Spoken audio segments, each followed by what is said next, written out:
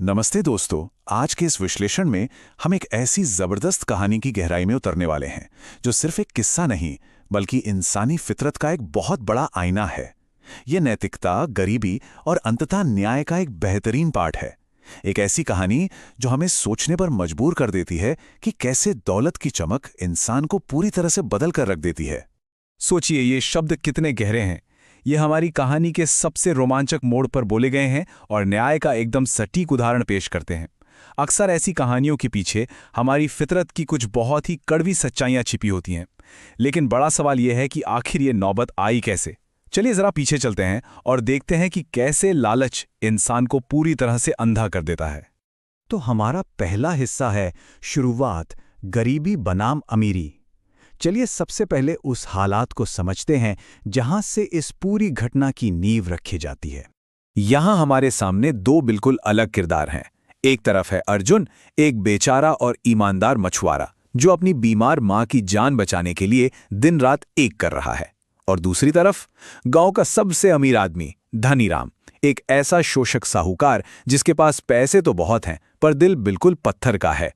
ये समाज के उस असंतुलन को दिखाता है जहां एक की मजबूरी दूसरे के लिए सिर्फ एक व्यापार बनकर रह जाती है। अब यहां विडंबना देखिए। अर्जुन बहुत उम्मीद से मदद मांगने धनीराम के पास जाता है, पर धनीराम उसे बुरी तरह बेइज्जत करके भगा देता है। वजह सिर्फ इतनी कि अर्जुन बहुत गरीब है और भारी ब्याज नहीं चुका सकता। यानी गरीबी के कारण ही उसे मदद का कोई रास्ता नहीं मिलता। मजबूर होकर उसी हताशा में अर्जुन को वापस उसी खतरनाक समंदर की तरफ लौटना पड़ता है। यहां से शुरू होता है दूसरा हिस्सा, उत्प्रेरक यानी सद्गुणों की परीक्षा। ये वो मोड़ है जहां अर्जुन के चरित्र का असली इम्तिहान होता है। जरा कल्पना कीजिए, परिवार घर पर भूखा बैठा है। आपने दिन भर समुद्र में पसीना बहाया, सिर्फ एक मछली हाथ आई और अचानक वो इंसानों की तरह बात करने लगे। ये पल इस कहानी को एक जादुई दिशा में तो ले ही जाता है, लेकिन साथ ही एक भूखे इंसान के सामने सबसे अजीब और अप्रत्याशित संकट भी खड़ा कर देता है। अब अर्जुन के सामने एक बहुत बड़ी दुविधा थी, पर इतनी घोर गरीबी के बावजूद उसकी ईमानदारी जीत जाती है। वो निस्वार्थ भाव से उस मछली को छोड़ देता है और बदले में उसे मिलता है एक चमकदार अनमोल मोती। जादू तो अपना काम कर देता है, लेकिन अपनी मां के इलाज के लिए वो उस मोती को गांव के ही सेठ धर्मदास को बेचने का फैसला करता है और यही से अनजाने में एक बेहद खतरनाक घटनाक्रम की शुरुआत हो जाती है। और अब आता है तीसरा हिस्सा, संघर्ष, जहां लालच अपनी सारी हदें पार कर देता है। यहीं से हमारे खलनायकों का असली चेहरा बेनकाब होता है। इस घटनाक्रम को देखिए, कैसे एक मामूली सी जलन रातों रात एक खूनी साजिश में बदल जाती है। पहले दिन सेठ जानबूझकर अर्जुन को कम पैसे देता है। दूसरे दिन वो धनीराम से हाथ मिला लेता है और जासूसी शुरू करता है। तीसरे दिन जब उन्हें मोतियों का पूरा खजाना दिखता है तो उसी रात वो बिना किसी हिचकिचाहट के अर्जुन के कत्ल का आदेश दे देते हैं। लालच की रफ्तार कितनी डरावनी हो सकती है ना। और ये सब किसके लिए हो रहा था? करोड़ों रुपयों के लिए। शहर में इन मोतियों की कीमत करोड़ों में थी। ये सिर्फ एक संख्या नहीं है, ये वो अंधा प्रलोभन है जिसने सेठ धर्मदास और धनीराम के अंदर की बची खुची इंसानियत को भी पूरी तरह कुचल कर रख दिया। नतीजा क्या होता है?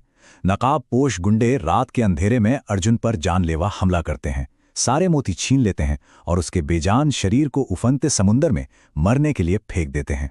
एक तरफ खून से सने किनारे पर एक बेबस मां रो रही है और दूसरी तरफ दौलत के नशे में चूर धनीराम अपनी इस क्रूर जीत का जश्न मना रहा है। लेकिन कहते हैं ना, कर्म अपना हिसाब खुद बराबर करता है। हमारा चौथा हिस्सा है पासा पलटना यानी दैवी हस्तक्षेप। आश्चर्य की बात देखिए, अर्जुन बच जाता है।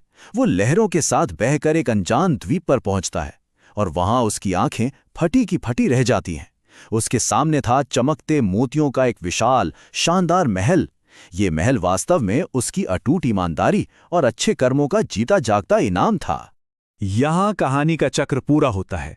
अर्जुन की मुलाकात मोती महल की राजकुमारी से होती है और पता है वो कौन थी? वही मायावी मछली जिसकी जान अर्जुन ने बचाई थी। राजकुमारी उसे उन धोखेबाजों की असली सच्चाई बताती है और अर्जुन को सच्चा धन और न्याय पाने का एक बेहतरीन मौका देती है। ये साबित करता है कि कोई भी निस्वार्थ काम कभी बेकार नहीं जाता। अब राजकुमारी की योजना देखिए। ये सीधे बदला लेने के बारे में नहीं थी, बल्कि खलनायकों के उसी लालच को हथियार बनाने के बारे में थी जिसने अर्जुन की जान खतरे में डाली थी। योजना एकदम साफ थी। पहले शहर जाकर मोती बेचो, गांव का सबसे अमीर आदमी बनकर लौटो, और जब वो लालची लोग राज पूछें तो उन्हें द्वीप तक लाने वाला एक जादुई कंपास थमा दो। और इस तरह बिछता है हमारा आखिरी जाल, 5वां हिस्सा, संकल्प, लालच का जाल।